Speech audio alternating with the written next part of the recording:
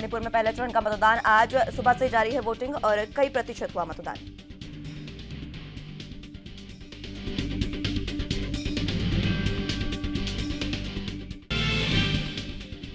Ukraine अब रूस से बातचीत को तैयार, लगातार युद्ध जारी और ब्रेक के बाद एक बार फिर से युद्ध की स्थिति।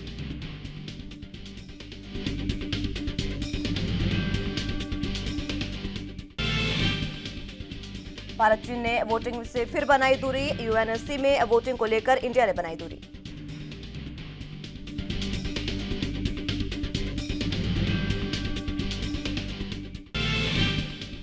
और कीव पर हवाई हमले की बड़ी आशंका, लगातार युद्ध को देखते हुए यह आशंका जताई।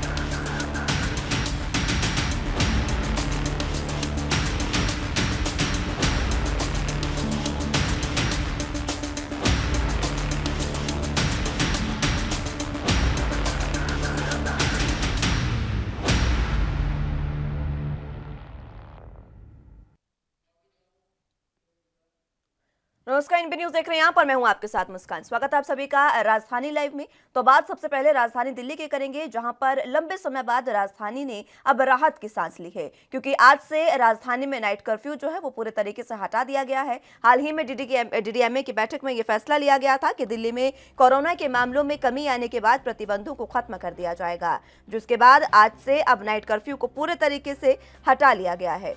जानकारी के लिए बता दें कि नाइट कर्फ्यू रात 10 बजे से सुबह 6 बजे तक के लिए लागू था, लेकिन फिलहाल नाइट कर्फ्यू हटने के बाद सभी दुकानें, शॉपिंग मॉल, रेस्टोरेंट, बार अब बिना किसी पाबंदी के खुल सकेंगे और बंद हो सकेंगे। केवल स्कूल संबंधी दिशा निर्देश या पाबंदियां फिलहाल लागू रहेंगी, यानी स्कूल ऑनलाइन और ऑफलाइन दोनों तरह से चलेंगे। और इसी के साथ ही बस और मेट्रो में यात्री अब खड़े होकर भी सफर कर सकेंगे। हालांकि अभी तक बस और मेट्रो में सफर के लिए पाबंदियां थी, उन्हें भी हटा लिया गया है। दुकानों के खोलने और बंद करने की समय सीमा भी अब खत्म हो गई है। आपको बता दें कि लगातार कोरोना का कहर जिस तरीके से बरपा, तीसरी लहर का जिक्र जो विशेषज्ञ कर रहे थे, वो लहर जब आई तो स्थितियां काफी भयावह थी, लेकिन फिलहाल सरकार के लंबे प्रयासों के बाद जिस तरीके से कोरोना की स्थिति को काबू पाया गया, उसके बाद अब पूरे तरीके से कोरोना के संक्रमण का जो मामला है वो अब घटता जा रहा है। लगातार आंकड़े घटे हैं और उसी को लेकर अब एक बार फिर से दिल्ली में नाइट कर्फ्यू हटा लिया गया है और नाइट कर्फ्यू हटने के बाद दिल्ली वासियों ने राहत की सांस ली।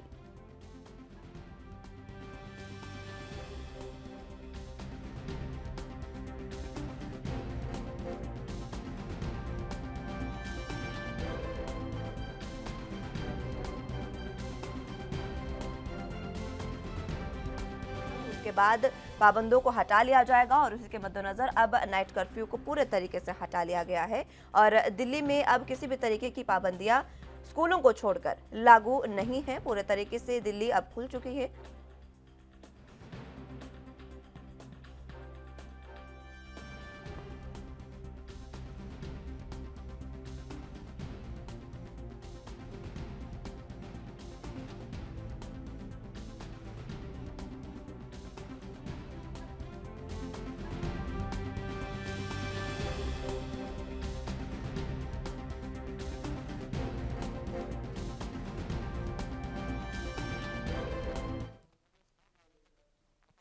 चलिए इसी खबर पर ज्यादा जानकारी के लिए दिल्ली से संवाददाता राजीव तिवारी हमारे साथ मौजूद हैं।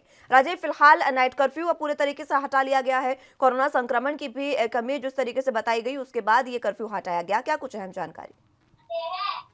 बिल्कुल सही कहा आपने। पिछले कुछ दिनों के अंदर जो लगातार कहीं ना कहीं स्थिति बहुत बिगड़ती हुई नजर आ रही थी, मगर जिस तरीके से कोरोना के जो आंकड़े हैं, यानी कि संक्रमण दर जो है वो घटती हुई नजर आ रही है। और अब जब पिछले 24 घंटे की बात करते पिछले 24 घंटे के अंदर भी 500 से नीचे के आंकड़े आ रहे हैं। यानी कि जो स्थिति 29,000 28,000 की आ रही थी, वो अब भी घटकर 500 के करीब रह चुकी है। और वो भी कहीं ना कहीं मरने वालों की संख्या की बात करें तो उसमें भी कहीं ना कहीं कैसे कमी देखने को मिली है। लगभग 2 से 3 व्यक्ति ही इस कोरोना की वजह से मरते हुए नजर आ रहे हैं। यहाँ तक कि ये बात करें जो और बीमारियों की वजह से डॉक्टरों की तरफ से या फिर दिल्ली सरकार की तरफ से ये कहा गया है कि जो और बीमारियों के से जूझ रहे थे, सिर्फ उनमें ही मरने वालों की संख्या नजर आई है। तो यानी कि लगातार जो स्थिति थी वो अब कंट्रोल कर ली गई है। डीडीएमए की बैठक के द्वारा लगातार दिल्ली की जनता को अब राहत वाली सांस दी जा रही है। लगातार ये कहा जा रहा है कि जो कहते हैं वीकेंड कर्फ्यू था, नाइट कर्फ्यू था, यहाँ तक कि ऑड इवन था, वो सब अब हटा लिए गए हैं। नाइट कर्फ्यू जरूर जारी था, जो रात 11 बजे से लेकर सुबह 5 बजे तक के लिए था, अब उसको भी हटा दिया गया, यानी रविवार से उसको भी हटा दिया गया है। तो कहीं ना कहीं काफी बड़ी राहत वाली सांस है दिल्ली के लोगों के लिए भी और दिल्ली सरकार के लिए भी। मगर स्कूलों की बात करें तो स्कूलों के अंदर पाबंदी जो है वो अभी लागू रहेगी, और देखना होगा आने वाले दिनों के अंदर जिस तरीके से बच्चों को वैक्सीन मिल जाएगी, उसके बाद में कहीं ना कहीं ये जो स्थिति है उसको भी कहीं ना कहीं खत्म किया जाएगा। मगर लगातार जो स्थिति थी बिगड़ रही थी, उसको अब दिल्ली सरकार और डीडीएमए के द्वारा कंट्रोल कर ठीक है। लिया गया है। जी ठीक है राजीव, बने रहिए आप हमारे साथ, जानकारी आपसे लेते रहेंगे। फिलहाल वक्त एक छोटे से ब्रेक का है, फौरन हाजिर होंगे।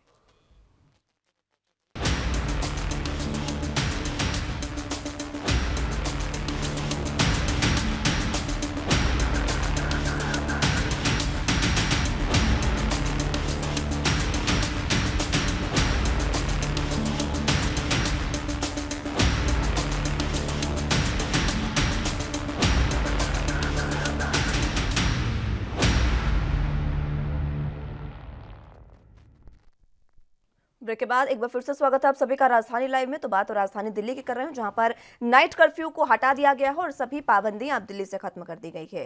ज्यादा जानकारी के लिए संवाददाता राजीव तिवारी हमारे साथ मौजूद है। राजीव, फिलहाल जिस तरीके से पाबंदियां खत्म कर दी गई है, इसको लेकर सबसे अहम अगर किसी को राहत की सांस है तो वह व्यापारी वर्ग है। जिस तरीके से बार, रेस्टोरेंट, तमाम चीजें पूरे तरीके से ओपन हो गई है, तो व्यापारी वर्ग खासा खुश सरकार के इस फैसले से है। देखिए, बिल्कुल सही कहा आपने। यहाँ पर बात करें व्यापारी वर्ग की, तो व्यापारी वर्ग जो था वो कहीं ना कहीं परेशान होता हुआ नजर आ रहा था। लगातार दिल्ली सरकार से और डीडीएमए से गुहार भी लगाई गई थी कि उनको ऑड इवन हटाया जाए। उनका जो व्यापार है वो बिल्कुल चौपट हो चुका है, और पिछले 2 साल से तो लगातार कर व्यापार जो था बिल्कुल चौपट होता नजर आ रहा था। व्यापारियों की जो गुहार थी वो सरकार ने सुनी और उसमें कहीं ना कहीं राहत देने की कोशिश करी, चाहे वो ऑड इवन को हटाने को लेकर हो या फिर चाहे वीकेंड कर्फ्यू हटाने को लेकर हो। मगर अब जिस तरीके से नाइट कर्फ्यू हटाया गया, क्योंकि रात के समय भी काफी मार्केटें ऐसी हैं जो रात के समय भी चलती हैं, और यहाँ तक की बात करें जो लोग ऑटो टैक्सी से या फिर कहें और जगहों से आने जाने का सफर करते हैं, वो भी रात के समय वो भी अब सुचारू रूप से चालू रहेगा। ट्रांसपोर्ट की बात करें तो वो भी चालू रहेगा, क्योंकि रात में ही सबसे ज्यादा ट्रांसपोर्ट आने जाने की काम करते हैं। मगर यहाँ पर बात करें व्यापारियों को काफी बड़ी राहत मिलती नजर आ रही है दिल्ली सरकार के और डीडीएमए के इस फैसले से। मगर जिस तरीके से अब स्कूलों के अंदर पाबंदियां लागू रहेंगी, तो स्कूलों के लिए भी कहीं ना कहीं बड़े कदम उठाने की कोशिश की जा रही है, वैक्सीन बच्चों तक पहुंचाने की कोशिश की जा रही है। मगर जिस तरीके से पर्सनल व्हीकल के अंदर यानी कि मास्क लगाने की जो सुविधा थी, यानी कि मास्क लगाने के लिए क्या था कि जो ड्राइवर है वो मास्क नहीं लगाएगा, मगर जो और व्यक्ति है वो मास्क लगाएंगे। अब पर्सनल व्हीकल के अंदर भी अगर अपनी पर्सनल गाड़ी है और उसके अंदर 4 व्यक्ति बैठते हैं तो चारों ही मास्क नहीं लगा सकते, यानी कि उनके लिए भी राहत दी गई है। और जो जुर्माने की रकम थी, यानी कि कह सकते हैं 2,000 रुपए मास्क के लिए और सोशल डिस्टेंसिंग के लिए रखे गए थे, अब वो भी घटाकर 500 कर दिए गए। तो कहीं ना कहीं राहत जरूर दी गई है दिल्ली की जनता को भी, व्यापारियों को भी, और दिल्ली सरकार को भी राहत मिलती हुई नजर आ रही है कोरोना के आंकड़े घटने से। जी कोरोना के आंकड़े घटे हैं, दिल्ली सरकार को और व्यापारी को भी राहत मिली है। लेकिन अगर सबसे अहम बात करें तो राहत आम जनता को सबसे ज्यादा है, क्योंकि जो लोग घरों में बंद कर नहीं रह सकते थे उन लोगों ने भी घरों में अपना समय व्यतीत किया। दिल्ली के लिए जाना जाता है कि लगातार नाइट में पब बार ये तमाम चीजें ओपन रहती हैं, जिसकी वजह से जहां लोग जाते भी हैं उन लोगों के लिए भी काफी राहत भरी ये खबर है। वो सरकार के इस फैसले को किस तरीके से ले रहे हैं? क्या कोरोना के मद्देनजर ये कोई जल्दबाजी का फैसला तो नहीं जनता के प्रति? यहाँ पर बात करें व्यापारियों की, तो व्यापारियों को जरूर राहत दी गई है। नाइट कर्फ्यू की वजह से कहीं ना कहीं काफी होटलों की बात करें, रेस्टोरेंटों की बात करें, बार की बात करें, तो यहाँ पर कहीं ना कहीं उन व्यापारियों को नुकसान होता हुआ नजर आ रहा था। मगर जिस तरीके से अब नाइट कर्फ्यू हटा दिया गया है, उससे कहीं ना कहीं उन व्यापारियों को जो रात के समय अपना व्यापार करते हैं उनको जरूर राहत मिलती नजर, चाहे वो बार की बात करें, रेस्टोरेंट की बात करें, मॉलों की बात करें। हर तरीके से अब जो कहते नियम थे, यानी कि जो कोरोना की गाइडलाइन थी, उसको हटा लिया गया है, सिर्फ स्कूलों को छोड़कर। मगर यहाँ पर बात करें सरकार की इस कदम की, तो सरकार के जो कदम है वो लगातार आंकड़ों के ऊपर आधारित है, क्योंकि आंकड़े जिस तरीके से कम हो रहे हैं उस तरीके से ही पाबंदियों में छूट दी जा रही है। आंकड़े बढ़ते हैं तो फिर दोबारा से सख्ती की जा सकती है। मगर अभी जो आंकड़े आ रहे हैं चौंकाने वाले नहीं है, वो कहीं ना कहीं राहत बात वाले हैं, क्योंकि जिस तरीके से 500 से नीचे के आंकड़े आए हैं, उससे लगता है कि दिल्ली सरकार के इस कदम से कहीं ना कहीं व्यापारियों को राहत जरूर मिली है, मगर दिल्ली सरकार को भी राहत मिली है। मगर जिस तरीके से बात करें आंकड़े घट रहे हैं, उससे लगता है कि दिल्ली के अंदर जो कोरोना का डर था वो अब खत्म होता हुआ नजर आ रहा है। जी।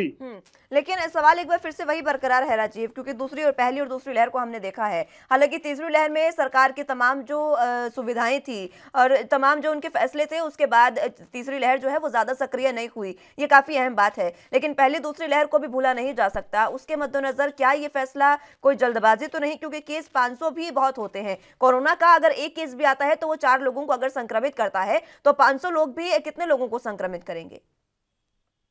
देखिए, बिल्कुल सही कहा आपने। यहाँ पर बात करें पहली लहर की, तो पहली लहर के अंदर कहीं ना कहीं दिल्ली दिल्ली सरकार की बात करें, केंद्र सरकार की बात करें, सभी के पास कोई भी रास्ता नहीं था, जिसकी वजह से लॉकडाउन लगाना पड़ा था। मगर दूसरी लहर के अंदर कहीं ना कहीं अस्पतालों के अंदर काफी बड़ी दिक्कतें आई थी, बेड नहीं मिल पा रहे थे, ऑक्सीजन नहीं मिल पा रही थी, जिसकी वजह से कहीं ना कहीं राज्य सरकार और केंद्र सरकार के बीच में खींचातानी भी देखने को मिली। मगर यहाँ बात करें तीसरी लहर की, तो तीसरी लहर को कहीं ना कहीं दिल्ली सरकार की बात करें या फिर और राज्यों की सरकार की बात करें, वहां पर कहीं ना कहीं नियमों के लिए कहीं ना कहीं पाबंदी पहले से ही बनाई गई। लगातार कहीं ना कहीं अस्पतालों के अंदर जायजा लिया गया कि अस्पतालों के अंदर बेडों की संख्या कम तो नहीं है, ऑक्सीजन के लिए जो प्लांट लगाए गए थे वो सुचारू रूप से काम कर रहे हैं नहीं कर रहे हैं। ये लगातार स्थिति को दिल्ली सरकार ने भी बेहतर समझा और कहीं ना कहीं स्थिति को कंट्रोल करने के लिए लगातार प्रयास भी किए। जनता से भी अपील की कि आप लोग सोशल डिस्टेंसिंग बना के रखिए, मास्क लगा के रखिए। मगर जिस तरीके से अब पिछले 24 घंटे के अंदर 500 के करीब आंकड़े आ रहे हैं, वो भी कहीं ना कहीं दिल्ली सरकार के लिए अभी का अच्छा कदम नहीं माना जा सकता, क्योंकि 500 से कहीं ना कहीं आपका हमारे साथ जुड़ने के लिए और तमाम अहम जानकारी के लिए।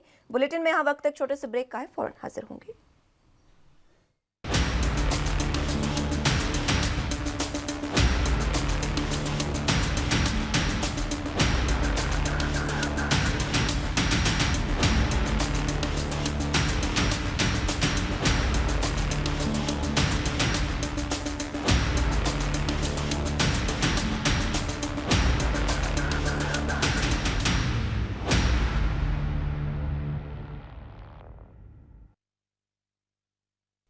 ब्रेक के बाद एक बार फिर से स्वागत है आप सभी का। तो अगली खबर की रुख कर लेते हैं। उत्तर प्रदेश में 5 चरण के चुनाव पूरे हो चुके हैं और अब छठे चरण के चुनाव के लिए चुनाव प्रचार लगातार जारी है। और छठे चरण के चुनाव प्रचार के लिए लगातार चौथी बार प्रधानमंत्री नरेंद्र मोदी बलिया पहुंच रहे हैं। बलिया में वो चुनावी जनसभा को संबोधित करेंगे। आपको बता दें कि चौथी बार प्रधानमंत्री नरेंद्र मोदी जब बलिया आ रहे हैं तो वो शहर से सटे मालदेपुर गांव में बीजेपी प्रत्याशियों के समर्थन में चुनावी जनसभा को संबोधित करेंगे। उनका हेलीकॉप्टर दोपहर में 2:40 पर हेलीपैड पर उतरेगा। पीएम जनपद में 1 घंटे तक रहेंगे और इसमें मुख्यमंत्री योगी आदित्यनाथ के आने की भी संभावनाएं जताई जा रही हैं। कार्यक्रम स्थल और आसपास सुरक्षा एजेंसियों ने अभेद्य सुरक्षा का घेरा तैयार किया है। रविवार को दोपहर बाद एसपीएजे, बम निरोधक दस्ता सहित अन्य सुरक्षा एजेंसियों ने सभा स्थल की व्यवस्था को भी परखा था। यहाँ जर्मन हैंगर से भव्य पंडाल तैयार किया गया है। चारों तरफ बांस बल्लियों से मजबूत बैरिकेडिंग की गई है। जनसभा में करीब 1 लाख लोगों की व्यवस्था की गई है। इसी के साथ आपको बता दें कि प्रधानमंत्री और उनके सुरक्षा कर्मियों के लिए 3 हेलीपैड तैयार किए गए हैं। वहीं बगल में एक अतिरिक्त हेलीपैड भी बनाया गया है। सभा स्थल पर एसपीजी, आंतरिक तो पुलिस, पीएसए और अर्धसैनिक बल, इनके जवान बाहरी सुरक्षा व्यवस्था को संभालेंगे। और प्रधानमंत्री नरेंद्र मोदी जब यहां पर आएंगे तो पूरे तरीके से सुरक्षा व्यवस्था का जायजा लेने के लिए तमाम जो अधिकारी हैं वो पहले से ही मौके पर पहुंच गए हैं और अलग अलग तरीके से चुनावी निरीक्षण करते नजर आ रहे हैं।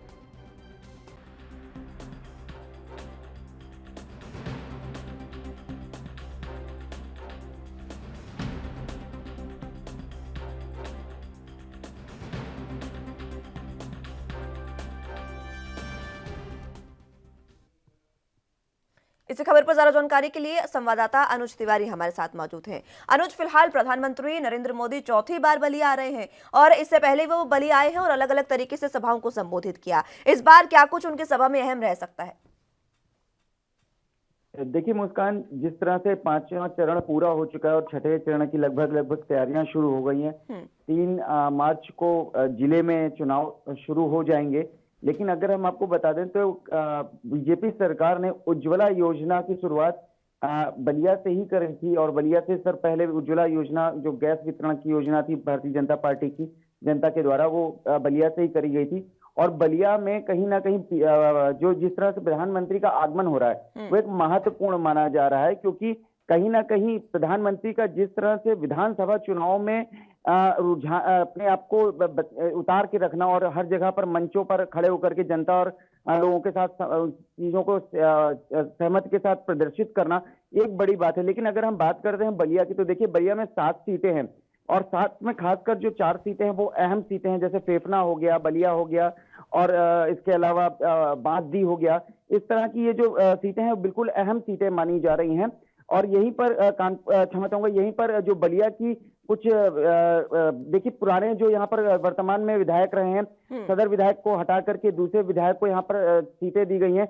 लेकिन मुख्यमंत्री योगी आदित्यनाथ ने भी देखिए अभी 26 तारीख को बलिया में चुनावी रैली करी थी। इसके अलावा कल अमित शाह भी बलिया के अंदर थे, उन्होंने भी चुनावी रैली करी और राजनाथ सिंह ने भी देखिए बलिया के अंदर आकर के चुनावी रैलियां करी। जिस तरह से चुनावी रैलियां लगातार हो रही हैं और अब अंत में जो है वो लगभग प्रधानमंत्री की जो चुनावी रैली है वो अहम मानी जा रही है, क्योंकि राजनाथ सिंह ने भी जनता को कहीं ना कहीं पूरी तरह से मत लिया था और जनता के मनोभाव को भी जान लिया था। इसके अलावा दूसरे जो देखिए इस मामले को देखते हुए कहीं ना कहीं जो अन्य पार्टियां हैं उन्होंने बिल्कुल अपना टॉप गियर लगा दिया है। क्या नाम है, समाजवादी पार्टी अखिलेश यादव भी 1 तारीख को बलिया आ रहे हैं। इसके अलावा प्रियंका गांधी भी आज फेफना में रोड शो करेंगी।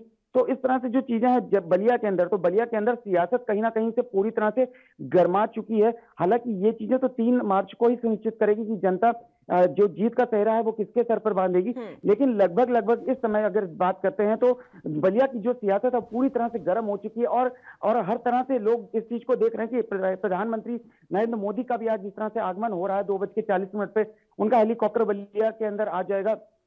फिर लगभग 1 घंटे वो बलिया के अंदर रह करके अपनी अन्य चीजों को जनता के सामने रखेंगे। और सीधा एक बात कही गई है प्रधानमंत्री के द्वारा, जो बात कही गई है कि जो समाजवादी पार्टियों का जो परिवारवाद का था वो कहीं ना कहीं राष्ट्रवाद के लोगों के साथ संघर्ष है। एक तरफ परिवारवाद है और एक तरफ राष्ट्रवाद है। तो जो प्रधानमंत्री का जो ये नारा है कहीं ना कहीं बलिया के अंदर एक अहम भूमिका निभा सकता है। मुस्कान, अनुज, 2 चरण के चुनाव रह गए हैं, 6ठा और 7वां, और दोनों में ही पूर्वांचल पर पूरे तरीके से जोर है। पूर्वांचल में दोनों चरणों में चुनाव होना है। अब पूर्वांचल को साधने के लिए प्रधानमंत्री किस रणनीति का प्रयोग कर रहे हैं, वो जरा समझाएं जनता को।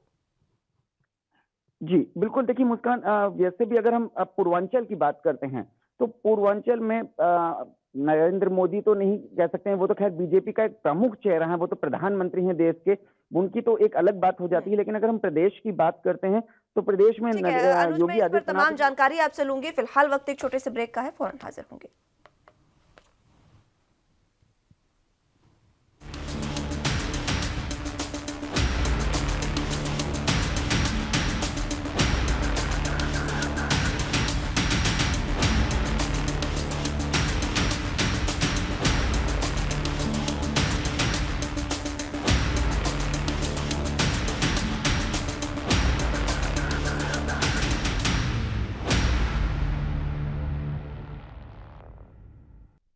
ब्रेक के बाद एक बार फिर से स्वागत है आप सभी का राजधानी लाइव में। तो बात बलिया की कर रहे थे, जरा जानकारी के लिए संवाददाता अनुज हमारे साथ मौजूद हैं। अनुज, फिलहाल समीकरण हम समझ रहे थे, पूर्वांचल में किस तरीके के हैं, बताएं। जी देखिए, जिस तरह से राजनीति का लबोलुआब देखने को मिल रहा है बलिया के अंदर, पूर्वांचल की अगर हम बात करते हैं मुस्कान, तो पूर्वांचल शुरू से ही अगर देखा जाए तो कहीं ना कहीं बीजेपी का एक गढ़ माना जाता रहा है, क्योंकि वहां पर बीजेपी का एक प्रमुख चेहरा जो योगी आदित्यनाथ प्रदेश के मुखिया रहे हैं, उनका एक चेहरा पूर्वांचल के लिए महत्वपूर्ण माना जाता था। लेकिन पहले चरण का जो विधानसभा का चुनाव था वो कहीं ना कहीं जाटलैंड का था, पश्चिमी उत्तर प्रदेश का था। वहां पर एक माना जा रहा था कि कहीं ना कहीं समाजवादी पार्टी और जयंत चौधरी की जो एक जोड़ी थी वो एक अहम भूमिका निभा सकती है। उसके अलावा दूसरे चरण में जिस तरह से, फिर तीसरा चरण, चौथा चरण, 5वां चरण, जिस तरह से ये पूर्वांचल की तरफ रफ्तार बांधे हुए विधानसभा का चुनाव वो कहीं ना कहीं बीजेपी के पक्ष में जाता दिख रहा है, क्योंकि कुछ ऐसी स्थितियां हैं कि जहां पर ये माना जा रहा था कि बीजेपी कमजोर हो सकती है, लेकिन कुछ ऐसे जगह भी हैं जहां बीजेपी का एक गढ़ होता है।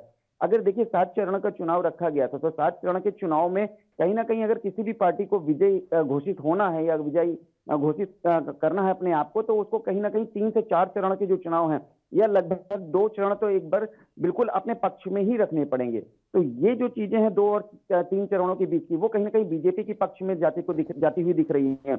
और देखिए, लेकिन इसमें ये नहीं कहा जा सकता है कि अन्य पार्टियां पिछड़ी हो रही हैं। जिस तरह से अखिलेश यादव भी अपनी रैलियां लगातार कर रहे हैं, इसके अलावा सोनिया गांधी, क्षमा चाहूंगा, प्रियंका गांधी भी अपनी रैलियां कर रही हैं।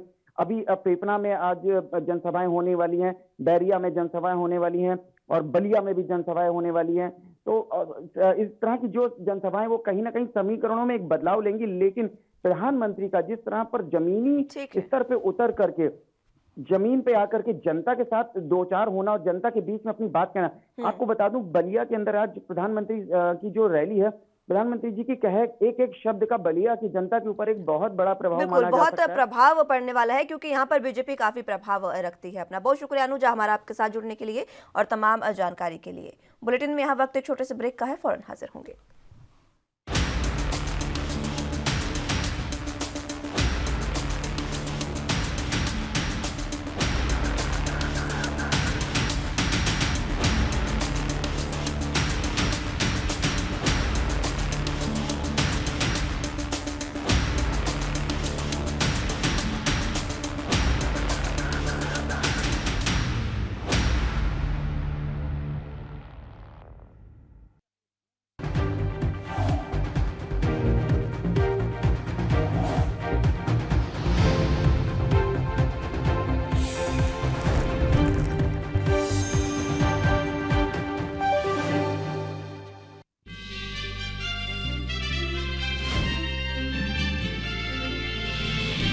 मणिपुर में पहले चरण के लिए चुनाव आज, 38 सीटों पर जारी है वोटिंग।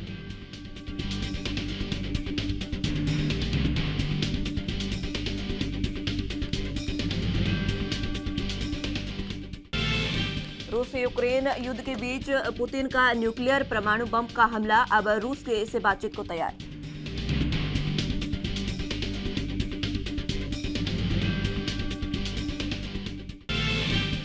यूक्रेन संकट पर यूएनएससी ने बुलाया विशेष सत्र, भारत चीन ने वोटिंग से फिर बनाई दूरी।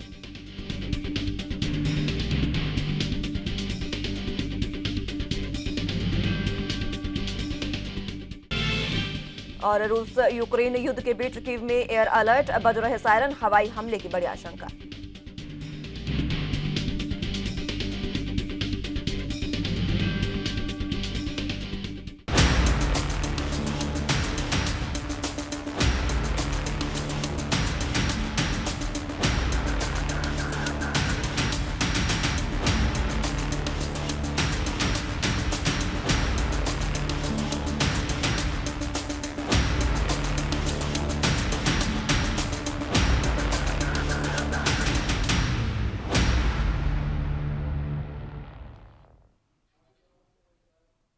ब्रेक के बाद एक बार फिर से स्वागत है आप सभी का। उत्तर प्रदेश में चुनाव लगातार जारी है और अब छठे चरण के लिए 3 मार्च को वोटिंग होनी है। इसी को लेकर बीजेपी पूरे तरीके से चुनावी प्रचार में जुटी हुई है और चुनाव प्रचार करने के लिए मध्य प्रदेश के मुख्यमंत्री शिवराज सिंह चौहान आज एक बार फिर से उत्तर प्रदेश में चुनावी जनसभा को संबोधित करेंगे।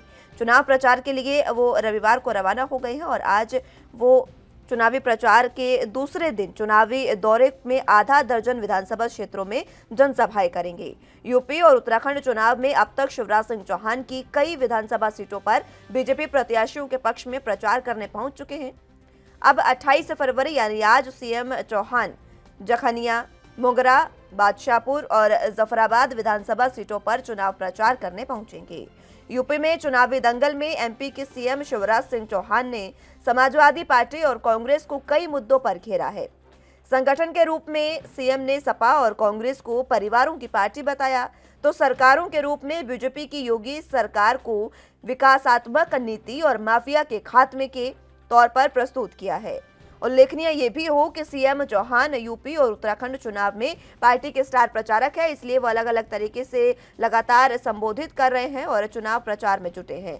लगातार चुनावी प्रचार में उन्होंने पूरे तरीके से धार दी है। मध्य प्रदेश से उत्तर प्रदेश की दूरी तय करते हुए उन्होंने तमाम प्रत्याशियों के लिए अलग अलग सीटों पर वोटिंग की अपील की है।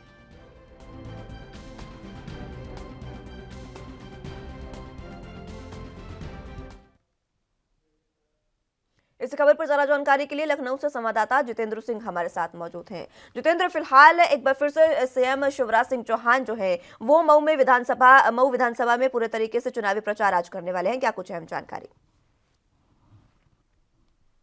विधानसभा चुनाव चल रहा है और चुनाव से पहले तमाम दिग्गज भारतीय जनता पार्टी के, चाहे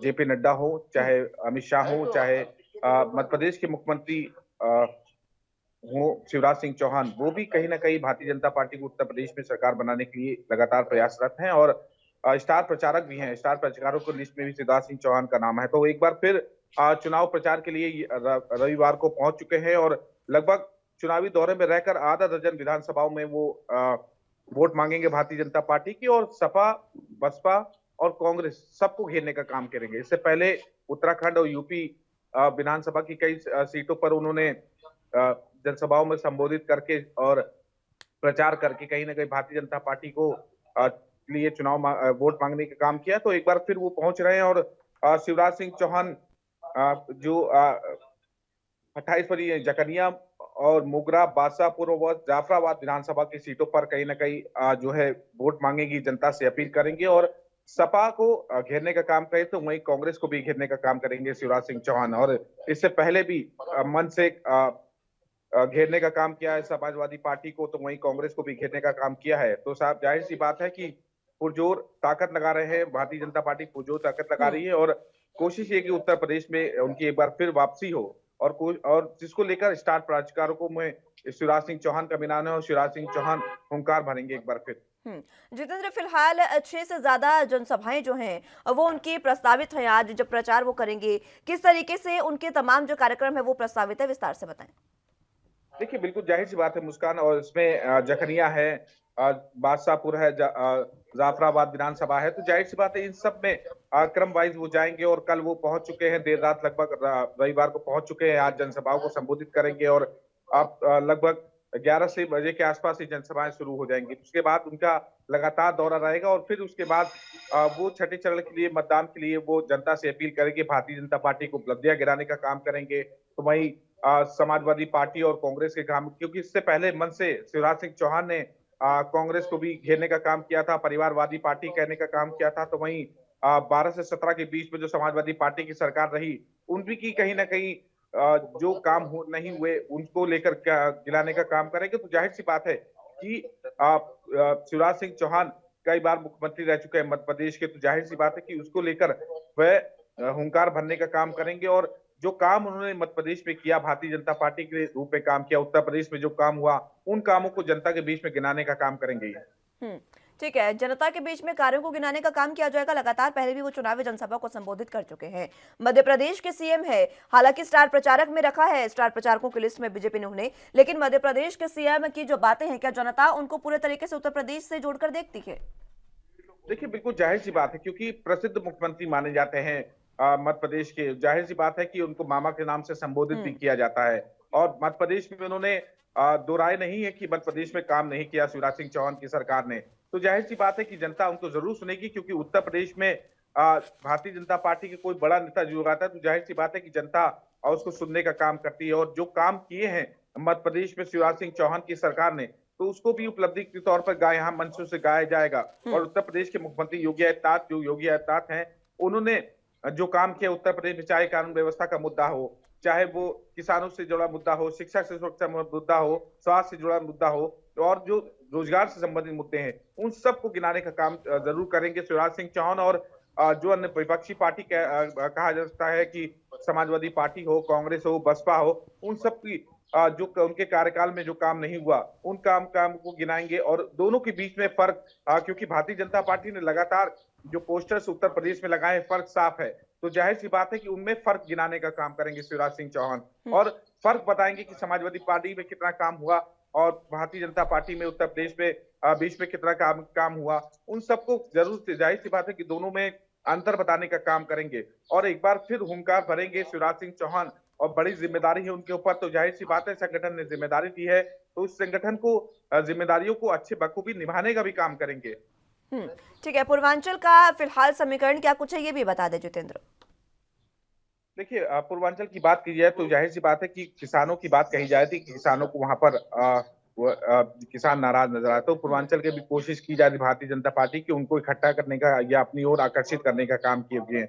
वहीं समाजवादी पार्टी अखिलेश यादव भी पूर्वांचल के दौरे पे हैं और उनके साथ में जो सहयोगी हैं उनके आरएलडी के वो भी हैं साथ में हैं। तो जाहिर सी बात है कि पूर्वांचल की जनता को अपनी ओर आकर्षित करने की पुनः कोशिश कर रही है। क्योंकि जो किसान नाराज है, किसान आंदोलन से या किसानों के पक्ष में जो काम नहीं हुआ, उससे कहीं ना कहीं भारतीय जनता पार्टी अपनी ओर आकर्षित करने, क्योंकि पूर्वांचल का वोट बैंक की बात करें तो उसमें तो जाट समुदाय भी है, उसमें निषाद भी है और ऐसी जो जातियां हैं, पिछड़ी जातियां हैं, उनको भी अपनी रिझाने की कोशिश करेगी और पुरजोर कोशिश की जाएगी कि अपने उस पूर्वांचल के, क्योंकि ये कहा जाता है कि पूर्वांचल का समीकरण जिसके पक्ष में चलाता है सरकार उसकी उलटफेर हो जाती है। तो जाहिर सी बात है कि अपने पक्ष में करने की कोशिश करेगी भारतीय जनता पार्टी। हालांकि अखिलेश यादव भी हुंकार भर रहे हैं, लगातार कहीं ना कहीं जनसभाएं कर रहे हैं, रात दिन पूरी मेहनत की जा रही। तो सभी पुरजोर, क्योंकि इस चुनाव की बात की जाए तो 22 के चुनाव में कांटे की टक्कर नजर आ रही है। दोनों ही पार्टियां आमने सामने हैं, क्योंकि ये कहा जा रहा है कि वो किस ओर जाएगी जनता, ये फिलहाल 10 मार्च को पता चलेगा। लेकिन पुरजोर कोशिश कर रही है भारतीय जनता पार्टी, तमाम दिग्गजों को उतार रही है, चाहे वो दूसरे राज्यों के मुख्यमंत्री हो, चाहे वो जेपी नड्डा हो, चाहे अमित शाह हो, उन सबको उतारने की कोशिश कर रही है। तो उसको जनता को रिझाने की कोशिश कर रही है कि कैसे उनको रिझाया जाए, क्योंकि जो वादे किए गए हैं उन वादों को भी कहीं ना कहीं जनता के बीच में रखा जाएगा और वादे को लेकर ही एक बार फिर सरकार में पुनः वापसी की जाए। तो वही अखिलेश यादव भी कई मुद्दे को लेकर भारतीय जनता पार्टी को घेरने का काम कर रहे हैं। तो दोनों ही आमने सामने हैं। अब ये किस ओर जनता जाती है तो जनता तय करेगी, लेकिन 10 मार्च को ये साफ हो जाएगा कि आखिरकार जनता परिवर्तन चाहती है कि पुनः उत्तर प्रदेश में भारतीय जनता पार्टी की सरकार चाहती है। जितेंद्र, फिलहाल तमाम चीजें जो हैं वो तो साफ हो जाएंगी 10 मार्च को, लेकिन फिलहाल जनता के मुद्दे छठे और 7वें चरण के चुनावों के लिए क्या कुछ है? देखिए, बिल्कुल जाहिर सी बात है कि इस बार जनता के मुद्दों की बात कीजिए, जनता हिंदू और मुस्लिम वोट बैंक नहीं चाहती है, वो इस बार चुनाव ही नहीं चाहती। वो मुद्दा चाहती है विकास, स्वास्थ्य का मुद्दा हो, शिक्षा का मुद्दा हो, रोजगार का मुद्दा हो। जनता इस बार ये चाहती है, क्योंकि कोरोना संक्रमण के बीच में जिस तरह की लोगों की मृत्यु हुई, वो स्वास्थ्य व्यवस्था, लोगों का कहना है कि वो जो स्वास्थ्य व्यवस्था चरमराई, उस व्यवस्था को ठीक से किया जाए, उस व्यवस्था को ज्यादा से ज्यादा अस्पताल बनाए जाए, ज्यादा से ज्यादा भर्तियां की जाए, शिक्षकों की भर्ती की है, क्योंकि कई शिक्षकों ने लाठियां भी खाई है अपनी भर्ती के लिए, वो भी एक मुद्दा है। और सबसे बड़ा मुद्दा कहा जाए उत्तर प्रदेश में जो आवारा पशुओं की, आवारा जो पशु सांड कहे जा सकते हैं, जो छूटे सांड हैं, उनको कहीं ना कहीं कंट्रोल करने, क्योंकि वो किसानों की फसल को बर्बाद कर रहे हैं, वो भी एक मुद्दा है। गांव गांव में अगर आप जाएंगे तो एक मुद्दा बड़ा ये होगा कि आवारा पशु को कैसे रोका जाए, इस पर भी एक मुद्दा होगा। और कहीं ना कहीं किसान इससे परेशान है और किसान ये चाहता है कि आवारा पशुओं पे कंट्रोल किया जाए, सरकार इस पे ध्यान दे। तो ये एक बड़ा मुद्दा इस बार नजर आएगा। किसान आवारा पशुओं से भी परेशान है और इसी के साथ किसान आंदोलन तो हमने देखा ही, जब किसान पूरे तरीके से 14 महीने तक सड़कों पर रहे। वो मुद्दा क्या बीजेपी को पूर्वांचल के, जो क्योंकि पूर्वांचल में कहा जाता है कि बीजेपी पूरे तरीके से, बीजेपी का वर्चस्व काफी अच्छा है, लेकिन बीजेपी के वर्चस्व को क्या किसान इस बार खामियाजा पहुंचा सकते हैं? देखिए, बिल्कुल जाहिर सी बात, पे दो राय नहीं कि क्योंकि जिस तरह से कहा जाता है कि अमित शाह ने दौरे पे दौरे किए पूर्वांचल की, तो जाहिर सी बात है कि उनको भी अपने उलझाने की कोशिश की है और जो मुद्दा है वो जो सुलझाने की बात कर रहे हैं। तो जनता आज किस ओर करवट देती है, हालांकि छठे और 7वें चरण में बात साफ हो जाएगी कि मतदान किस ओर है। क्योंकि इस बार जो मतदान हुआ वो कहीं ना कहीं विकास के मुद्दे पर हुआ है और विकास के मुद्दे को देखते हुए, क्योंकि भारतीय जनता पार्टी की 12 से 17 से 22 में जो सरकार बनी, उसमें इस पे एक मुद्दे की बात की जाए तो जनता के साफ तौर पे कहना है कि हमें रोजगार दे सरकार, हमें शिक्षा की बात करे, स्वास्थ्य की बात करे, वह आवारा पशु बात जो उन पर रोक लगाने की बात करे, किसानों के हित में बात करा जाए। हालांकि उत्तर प्रदेश की सरकार ने ऐसा नहीं कि किसानों के लिए काम नहीं किया, हालांकि डीबीटी के माध्यम से उन्होंने पैसा भी ट्रांसफर किया और लोगों के लिए अनाज के वितरण भी किया कोरोना संक्रमण के बीच। लेकिन ये एक बड़ा मुद्दा होगा, क्योंकि किसानों की जो आवारा पशु वो सबसे ज्यादा परेशान है। पहले ओलावृष्टि से परेशान होता था, बाढ़ से परेशान हो, लेकिन इस बार जो मुद्दा है वो कहीं ना कहीं आवारा पशुओं को लेकर मुद्दा है, किसानी को लेकर मुद्दा है, गन्ना भुगतान को लेकर मुद्दा है। तो ये सब मुद्दे हैं जो जनता ये चाहती कि इस स्तर पर मतदान हो और ऐसी ही सरकार है जो हमारे इन कामों को काम करे। क्योंकि सभी पार्टियों ने, चाहे समाजवादी पार्टी हो, कांग्रेस हो, चाहे भारतीय जनता पार्टी हो, सबने कोशिश करी है कि जनता को अपने संकल्प पत्र के माध्यम से, किसी ने यूनिट फ्री बात करी है कि बिजली फ्री देंगे, तो किसी ने आधा बिल करने की बात कही है। पुरानी पेंशन बहाली को लेकर ट्रम्प के कार्ड के तौर पर जो समाजवादी पार्टी ने खेला है, वो कहीं ना कहीं पुरानी पेंशन बहाली को लेकर बात कर रहे हैं। तो ये मुद्दे हैं, उन मुद्दों को लेकर जनता को रिझाने की कोशिश की जा रही है कि जनता को रिझाकर अपने पक्ष में किया जाए। लेकिन जनता किसके पक्ष में है, ये छठे और सातवें चरण के बाद साफ होगा और 10 मार्च को पूरी प्रक्रिया सामने आ रही कि किसने कितना काम किया, क्या परिवर्तन चाहती है उत्तर प्रदेश में जनता, क्या या पुनः भारतीय जनता पार्टी को वापसी, ये अभी फिलहाल देखना भी बाकी है। जितेंद्र, फिलहाल पूर्वांचल में जिस तरीके से बीजेपी का पूरे तरीके से वर्चस्व रहा, लंबे समय से बीजेपी की सरकार है, विकास की गति, विकास का बयार जो कहा जाता है बीजेपी द्वारा कि हमने विकास की गंगा बहाई है, क्या वो बयार देखने को मिली है पूर्वांचल में?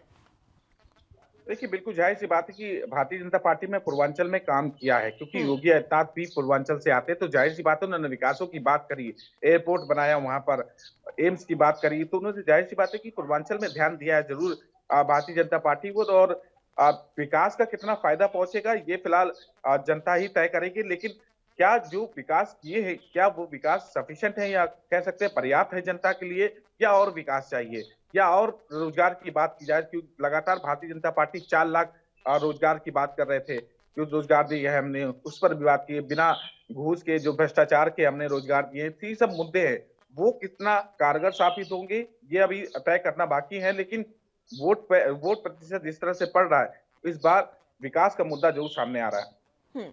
विकास का मुद्दा सामने आ रहा है, लेकिन युवा जो है वो कहीं ना कहीं रोजगार के प्रति भी सरकारों से मांग कर रहे हैं और सरकारों से गुहार लगा रहे हैं कि रोजगार जो है वो भी उन्हें दिया जाए। लेकिन इस समय रोजगार की जो गारंटियां हैं, जो बातें वो तो की जाती है घोषणा पत्रों में, लेकिन पिछले घोषणा पत्र में भी की गई थी, लेकिन उत्तर प्रदेश में रोजगार जो है वो पूरे तरीके से जनता को नहीं दिया गया, युवाओं को नहीं दिया गया, युवा वंचित रहे हैं रोजगार से। इस बार मुद्दा रोजगार का एक बार फिर से उठने वाला है।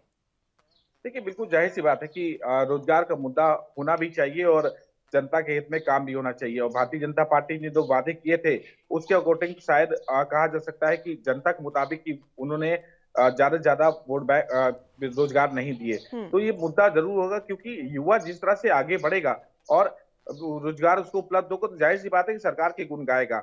और अगर रोजगार ही नहीं देगा तो सरकार के गुण शायद युवा बनेगा। और युवा काफी नाराज है, क्योंकि जिस तरह से 69,000 शिक्षकों की बात की जाए, पुलिस भर्ती की बात की जाए, क्योंकि और आर्मी भर्ती भी, इन सब भर्तियों पर रोक लगाना वो कहीं ना कहीं एक नुकसान के तौर पर देखा जा सकता है। क्योंकि 69,000 शिक्षकों ने लखनऊ में बहुत प्रदर्शन किया, लाठियां बराबर खाते रहे वो, और कहीं ना कहीं अपनी भर्ती को लेकर वो मांग उठाते रहे। लेकिन अभी फिलहाल उनकी भर्तियां पूरी नहीं हो पाई, उसको लेकर भी अभी हालांकि सरकार दावे कर रही है कि हमने 69,000 शिक्षक पूरी भर्ती कर, लेकिन जो बचे हुए हैं शिक्षक हैं उनको कहीं ना कहीं अभी भर्ती नहीं मिली, वो भी अभी अपनी तो मांगों को लेकर लगातार सरकार से गुहार लगा रहे हैं। ठीक है, बहुत शुक्रिया जितेंद्र हमारे साथ जुड़ने के लिए और तमाम अहम जानकारी हम तक पहुंचाने के लिए।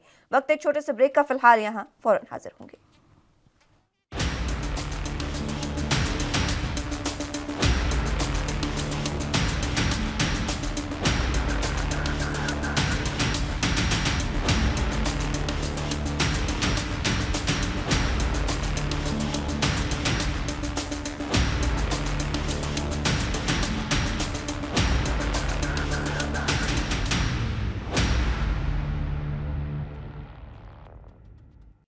ब्रेक के बाद एक बार फिर से आप सभी का स्वागत है राजधानी लाइव में। तो अब बात महाराष्ट्र में मुंबई की कर लेते हैं, जहां पर केंद्रीय मंत्री नारायण राणे और उनके विधायक बेटे नीतीश राणे के खिलाफ एफआईआर दर्ज की गई है और उनकी मुश्किलें अब लगातार बढ़ती जा रही है। मामला दरअसल अभिनेता सुशांत सिंह राजपूत से जुड़ा है।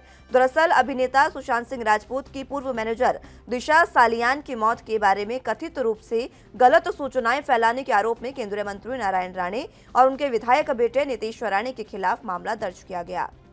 सालियान की मां ने आईपीसी की धारा 500, 509 और सूचना प्रौद्योगिकी अधिनियम की धारा 67 के तहत मामला दर्ज किया है। एफआईआर कॉपी में दिशा की मां ने आरोप लगाया कि दिवंगत अभिनेता सुशांत सिंह राजपूत के बारे में बयान देने के दौरान उनकी बेटी को इन नेताओं ने बदनाम किया है। वहीं दिशा की मां अब इस मामले को लेकर जल्द मीडिया से बातचीत भी करने वाली है। और इससे पहले महाराष्ट्र राज्य महिला आयोग ने रविवार को ये भी कहा था कि उसने पुलिस से दिवंगत अभिनेता सुशांत सिंह राजपूत की प्रबंधक रही दिशा सालियान की मौत के बारे में भ्रामक सूचना फैला रहे सोशल मीडिया अकाउंट को बंद किया जाए और केंद्रीय मंत्री नारायण राणे और उनके विधायक बेटे नीतीश राणे के खिलाफ इस संबंध में कार्रवाई की जाए। बता दें कि दिशा सालियान ने सुशांत सिंह राजपूत द्वारा बांद्रा उपनगर स्थित अपार्टमेंट में कथित तौर पर फांसी लगाने के 6 दिन पहले 8 जून 2020 को मलाड की एक बहुमंजिला इमारत से कथित तौर पर छलांग लगाकर आत्महत्या कर ली थी।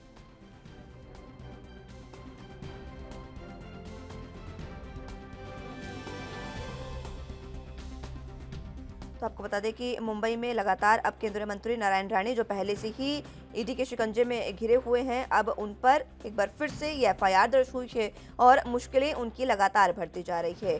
झूठी जानकारी फैलाने के आरोप में उन पर अब ये केस दर्ज हुआ है। आपको बता दें कि दिशा सालियान की मां ने उन पर यह केस दर्ज करवाया है। धाराओं की बात करें तो आईपीसी की धारा 500, 509 और सूचना प्रौद्योगिकी अधिनियम की धारा 67 के तहत उन पर यह मामला दर्ज हुआ है और अब अगर ये आरोप सही सिद्ध होते हैं तो उन पर कार्रवाई जो है वो की जा सकती है। केंद्रीय मंत्री हैं लेकिन उन पर आरोप जो है वो लगाए गए हैं और एफआईआर भी उन पर लगा दी गई है, एफआईआर भी लिखवाई गई है। और इसी को साथ आपको बता दें कि एफआईआर की कॉपी में दिशा की मां ने ये भी आरोप लगाए हैं कि उनकी बेटी के बारे में गलत बातें फैलाई जा रही है और उसको बदनाम करने की कोशिश की जा रही है।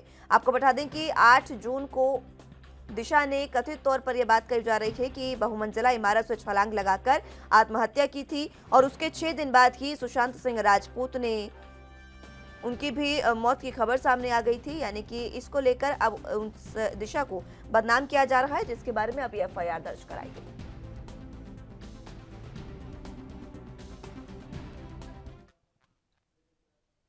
ज्यादा जानकारी के लिए मुंबई से संवाददाता सत्यप्रकाश सोनी हमारे साथ मौजूद हैं।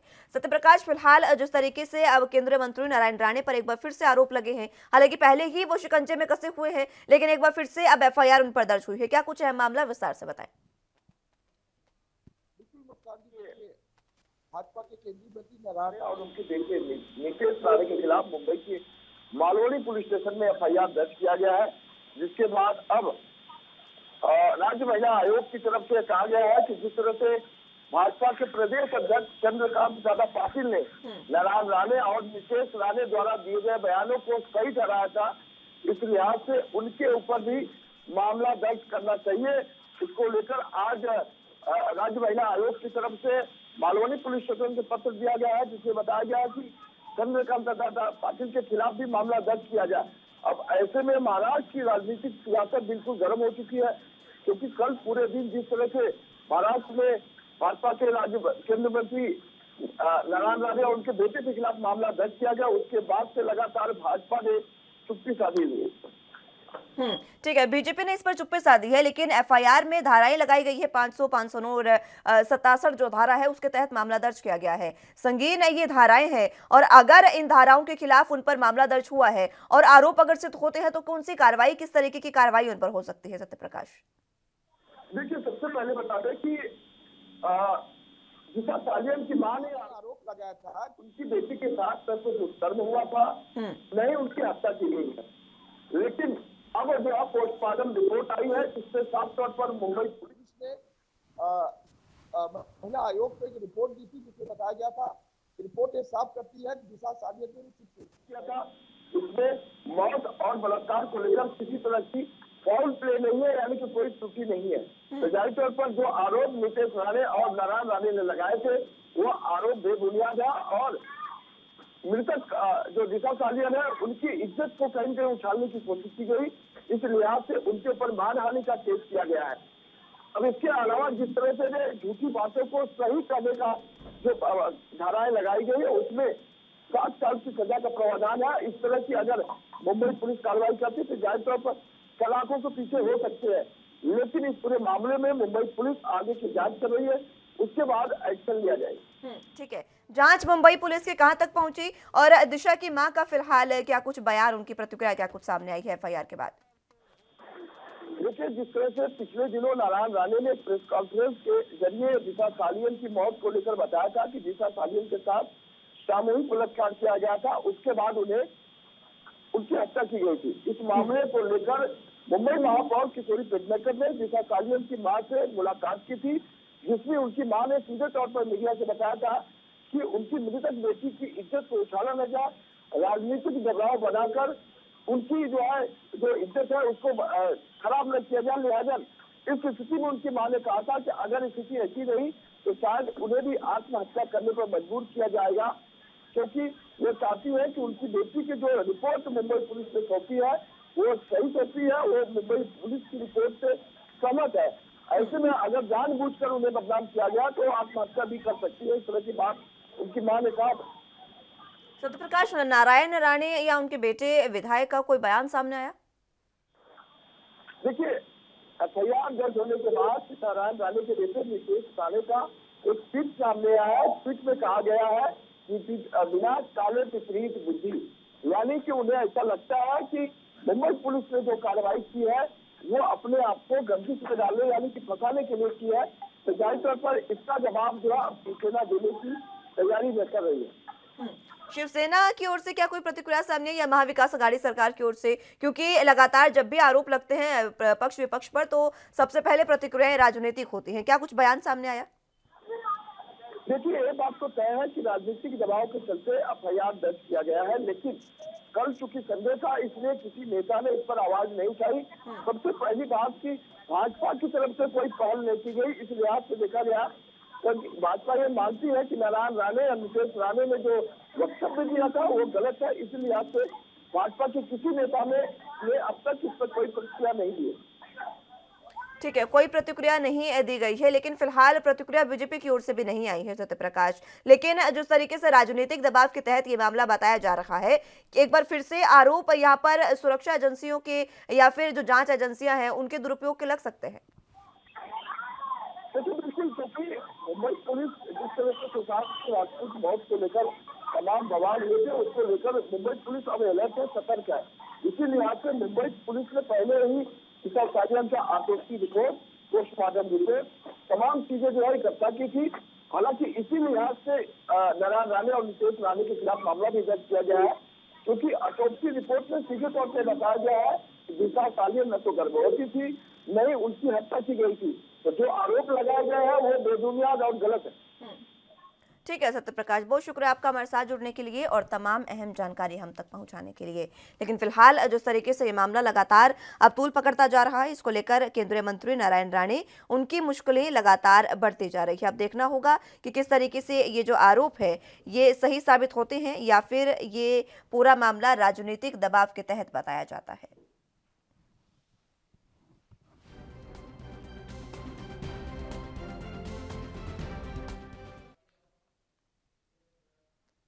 फिलहाल के लिए राजधानी लाइव में मेरे साथ बस इतना ही। तमाम अहम खबरों के लिए आप देखते रहिए एएनबी न्यूज़। नमस्कार।